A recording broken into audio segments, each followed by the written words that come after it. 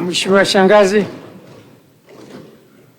Mheshimiwa Mwenyekiti, asante. Mheshimiwa Mwenyekiti, nchi yetu ya Tanzania tangu kupata kwake uhuru tulikuwa tumejipambanua kama watu ambao tunapenda uhuru katika bara la Afrika, na muasisi wa taifa letu hayati Mwalimu Julius Kambarage Nyerere ni mwana majumui wa Afrika. Lakini pia Tanzania imejipambanua katika nchi ambazo zilikuwa mstari wa mbele ukombozi wa nchi zilizo kusini mwa Afrika. Lakini Mheshimiwa Mwenyekiti, wakati waziri anasoma hotuba yake na mpaka anahitimisha, sijaona akizungumza lolote kuhusu hali ilivyo sasa katika taifa la Afrika Kusini, ambapo wananchi kutoka mataifa mengine ya Afrika kidogo hali yao sio nzuri sana, kule wananyanyaswa.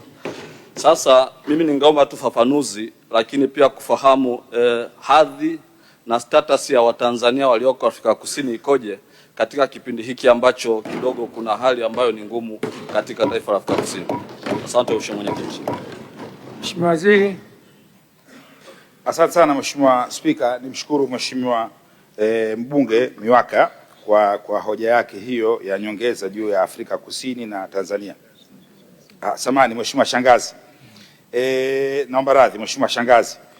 Niseme tu kwamba balozi wetu Mheshimiwa James Bwana aliyekuwa kwa Pretoria Afrika Kusini alitoa maelezo ya kina juu ya hoja hii na kutoa matangazo. Kwa upande wetu sisi Tanzania, walioathirika zaidi ni nchi ya Malawi na Zimbabwe, kwa sababu walioathirika ni wale ambao hawana vitambulisho halali vya kufanya kazi katika nchi ile.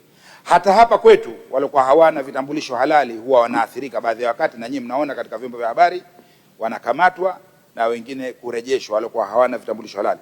Katika nchi inayoongoza barani Afrika, nchini South Africa, kuwa na vitambulisho halali vya Watanzania walikuwa kule ni sisi Tanzania. Wengi wana vitambulisho halali.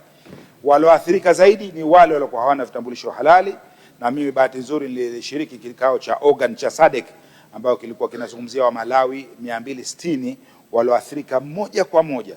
Kwa hiyo niomba niseme tu zile clip zilorushwa zikaleta taharuki, zikatia kitahanani nchi, ni za zamani, sio za hivi karibuni, na balozi wetu baada ya zile clip kurushwa tu tulimwagiza atoe tamko maalum, na yeye aliwasiliana na serikali ya South Africa.